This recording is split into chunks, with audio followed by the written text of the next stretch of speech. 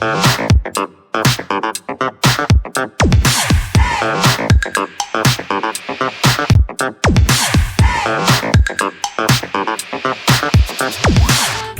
test is in 4-part, Part 1, Part 2, Part 3, and Part 4. Now look at Part 1. Part 1. You are going to hear a travel agent discussing a holiday booking with two customers. First, you have some time to look at questions 1 to 3.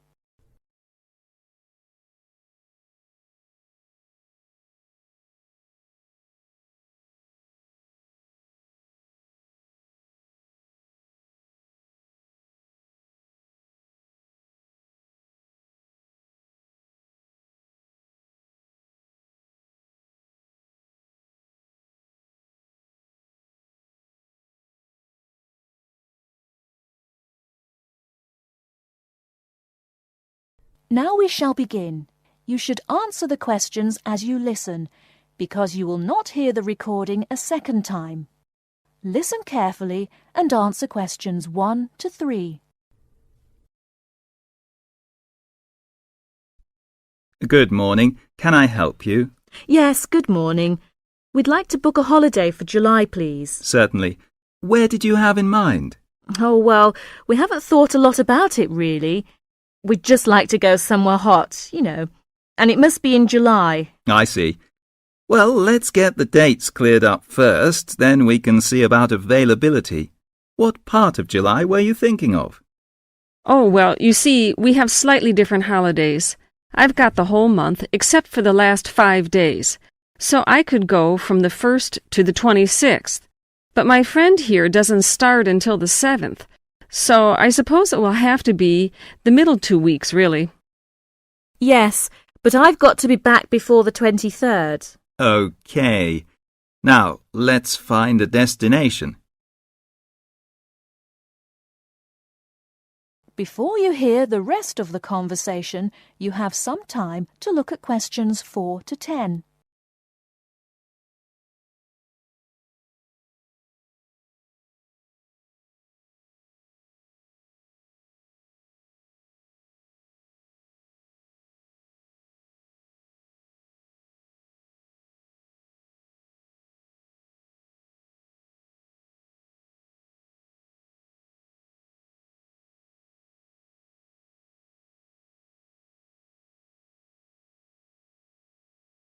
Now listen and answer questions 4 to 10.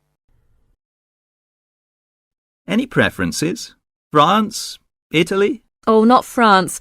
We went there last year and it was absolutely packed with teenagers, making noise and getting drunk all the time. Yes, it was terrible. We definitely want somewhere quieter this year. Well, of course, it depends more on the resort rather than the country. There are resorts in every country which cater for the family or the slightly older person. They're usually a shade more expensive, though, as you might expect.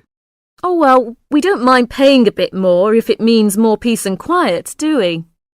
Definitely not. It'll be well worth it. All right, let's have a look at what we've got on the computer. July.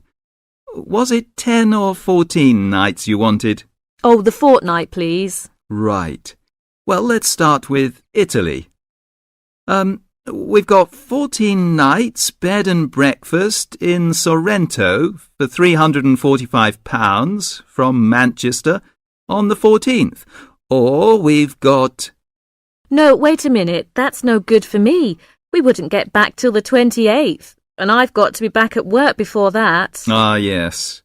How about Sweden? 2 weeks, half board? How much would that be? That would be £540 from Manchester again. Well, 540... that seems too much. Well, madam, there's a surcharge for the airport, and it has a 5-star hotel. Oh, well, it's a bit over our budget, really. All right, let's try somewhere else. How about Portugal? Oh, that sounds great. We've never been there before, have we? Let's see now. We've got 14 nights in Albufeira half board, from Gatwick, for £385. Albufeira? Oh, wait a minute. Did you say the flight was from London? That's right, from Gatwick. Oh, well, we'd prefer a flight from the north somewhere. Manchester, perhaps, or even Glasgow. That is the end of part 1.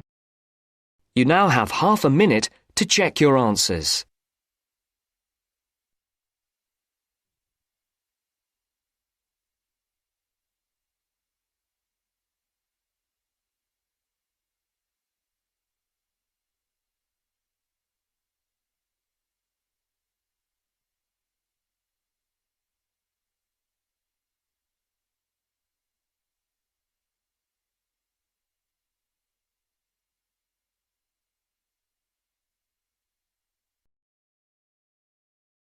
Now turns to part 2. Part 2. Matthew East, a registered osteopath and a supporter of alternative techniques in healthcare. Matthew, can you tell us more about osteopathy? First, you have some time to look at questions 11 to 16.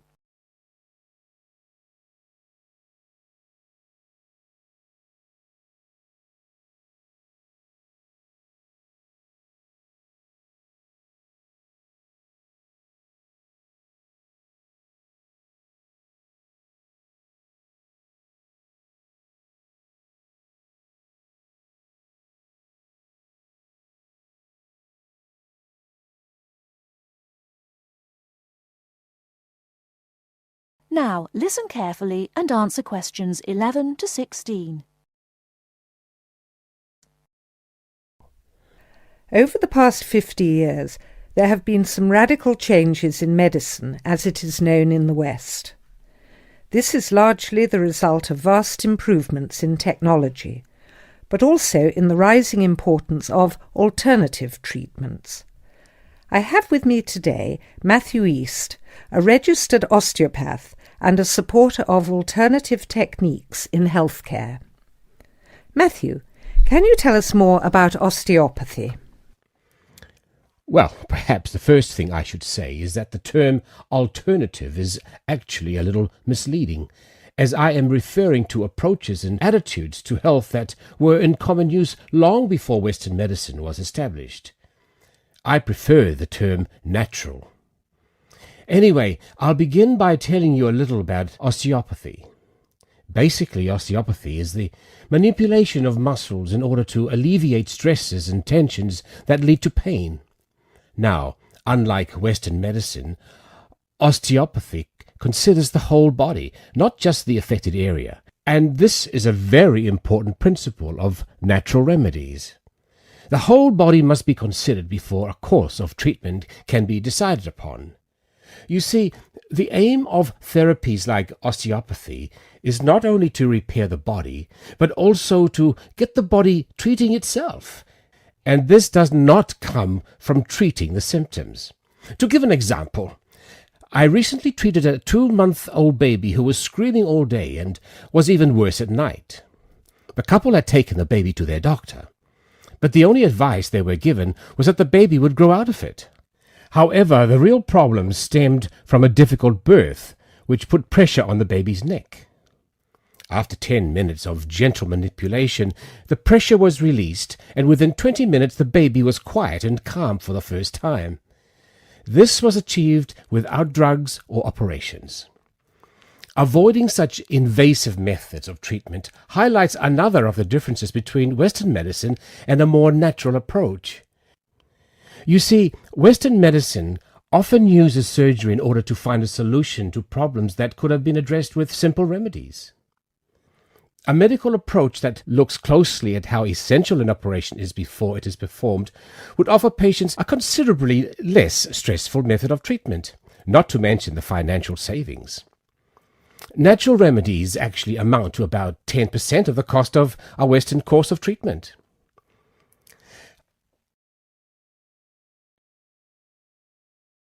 Before you hear the rest of the talk, you have some time to look at questions 17 to 20.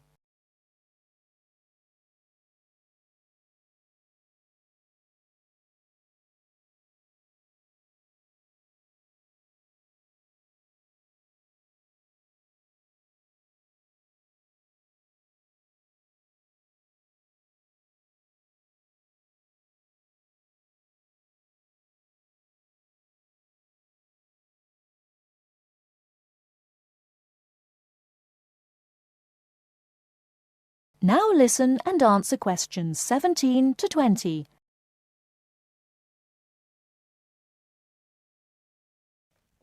I'd like to mention the subject of surgery again a little later, but I would like to say at this point that there are those that claim that the benefits of osteopathy and herbal therapies are largely psychological, that they have not undergone the clinical trials that pharmaceuticals have.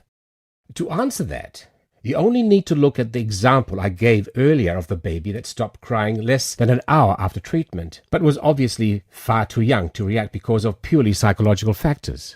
Another example can be seen in the successful use of acupuncture in the treatment of animals. In response to criticism regarding clinical trials, it is worth noting that the power of pharmaceutical companies is such that, although some drugs fail the standards required of them, they are sometimes still prescribed by doctors. Moving on to another point, it should be stressed that natural remedies, in addition to having no side effects, can also be applied to any patient. Now, I'm not suggesting that the same treatments are used indiscriminately. Although natural remedies can be used with any age group, the treatment selected is very specific to the person. By this I mean that not only the general health of the patient needs to be considered, but also their habits, diet, and lifestyle in order to build a complete picture. However, I am not suggesting that we should reject Western medicine entirely. In fact, there have been occasions when I have referred patients to their doctor, as I felt that in those cases it was the most suitable course of action.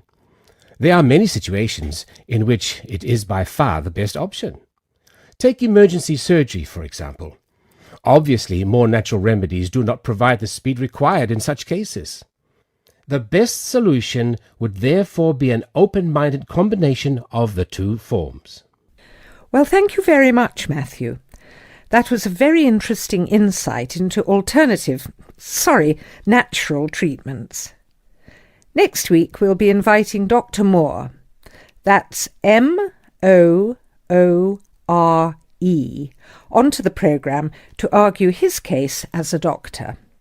Until next week, then, goodbye.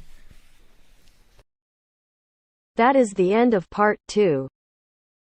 You now have half a minute to check your answers.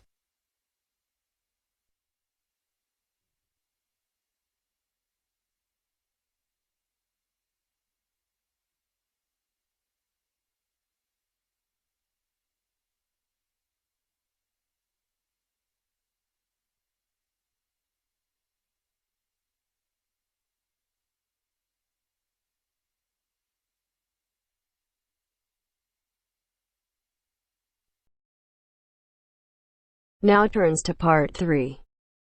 Part 3. You will hear a discussion between a student, Aldo, and his supervisor, Dr. Hurst, about his research assignment. First, you have some time to look at questions 21 to 23.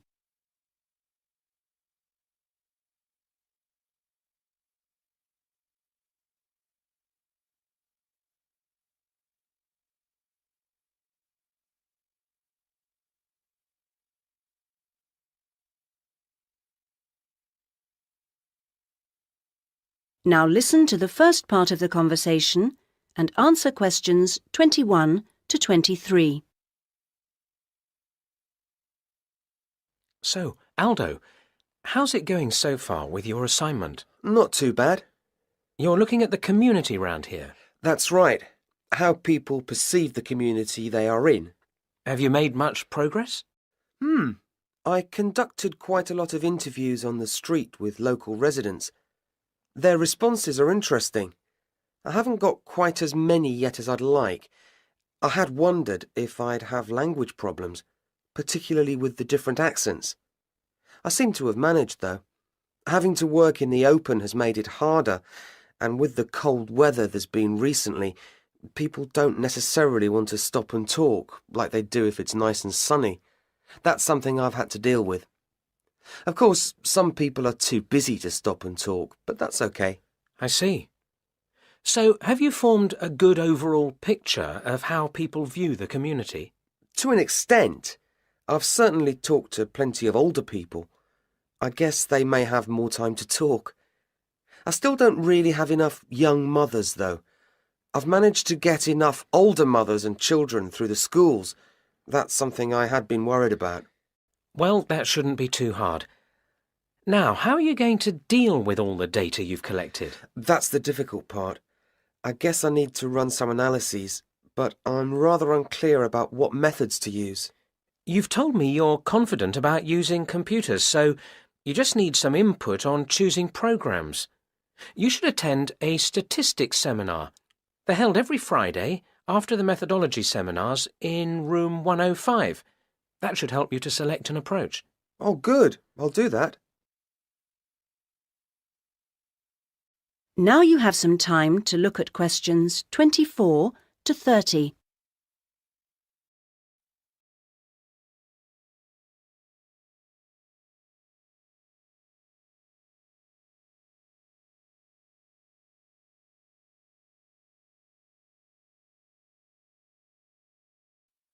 Now you have some time to look at questions 24 to 30. Meanwhile, let's hear something about what you've learned. Yes, I talked to a number of residents. Good. I imagine they didn't always have the same opinions. Views were certainly quite mixed. Take sports facilities. In general, people seemed to think they weren't very good. There's no swimming pool in the area, for example. But at the same time, there's a new football training area. It looks very smart to me, but it doesn't seem to get used very much. People seem to prefer sitting around in the parks. They enjoy that, taking picnics and so on. Although they want the council to be more efficient at cleaning, there's a lot of litter. People are obviously very concerned about their children's learning. The general view seems to be that early schooling at primary level is of a good standard in the area, but that this standard declines as children move up through the system. The colleges were criticised in particular. OK, now are you going to collect any more data? Some, I hope. There's a local festival next week, and I think the events there will give me some useful opportunities. I talked to a council officer about it all. Good. What does it involve?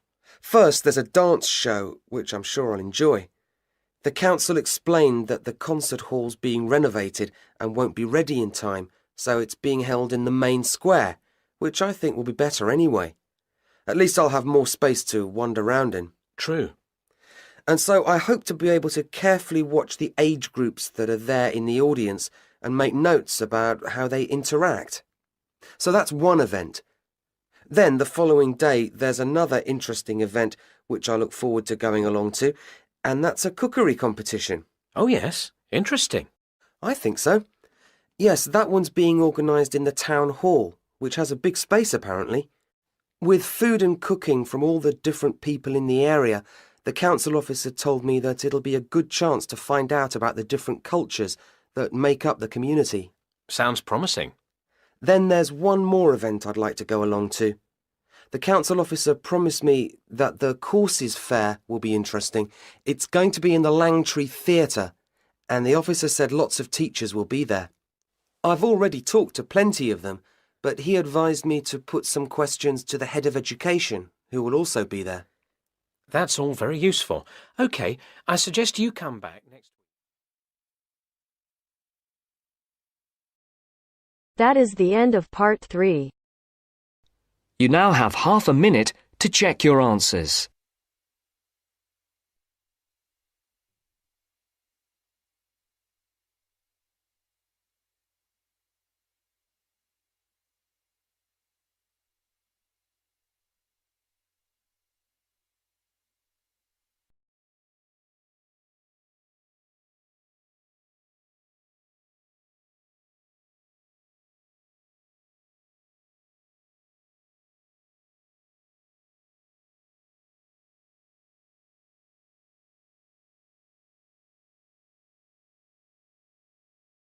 Now turns to part 4.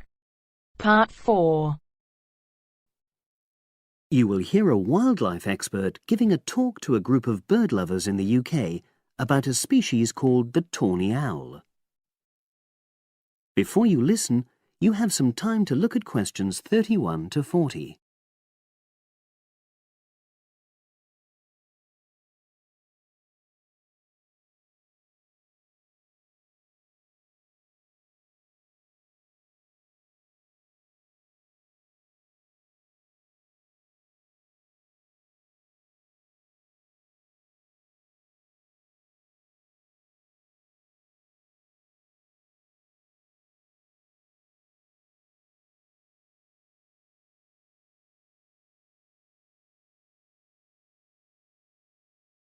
Now listen and answer questions 31 to 40. Good evening, everyone. You're all likely to be familiar with pictures of the tawny owl. Because of all the owl species in the UK, it's actually the most common one.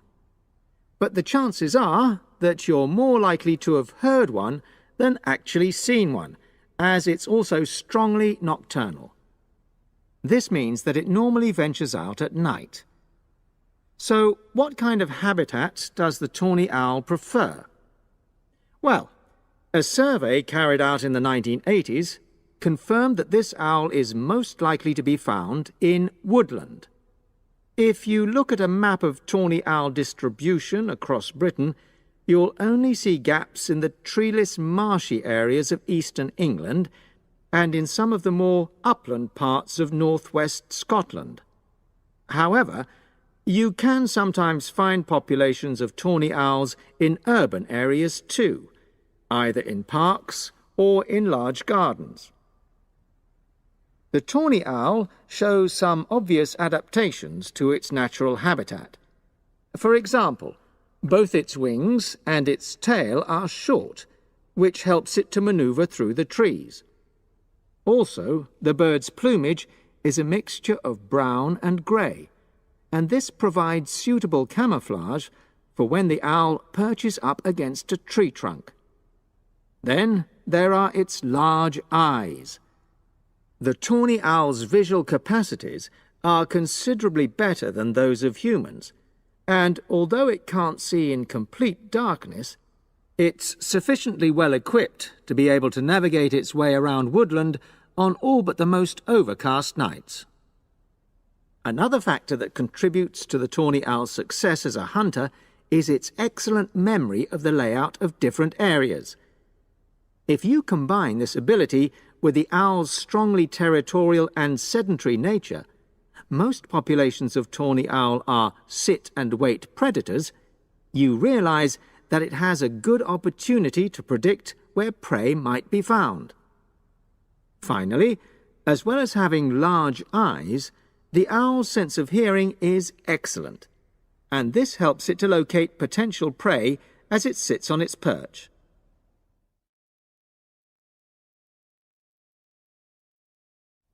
Turning now to the tawny owl's diet. Woodland tawny owls feed mainly on mammals, especially small ones, such as wood mice and bank voles. But they'll also take things like frogs or bats, or even fish, if they happen to be available. In urbanized landscapes, the owls seem to prey more on birds. So there are some differences there. Let's just look briefly now at survival rates in the tawny owl. Young tawny owls face a difficult time once they leave home, and 2 out of every 3 are likely to die within their first year. So, with such high mortality levels, it's a good job that established breeding pairs can produce young over a number of seasons and maximize their chances of passing their genes on to the next generation of owls.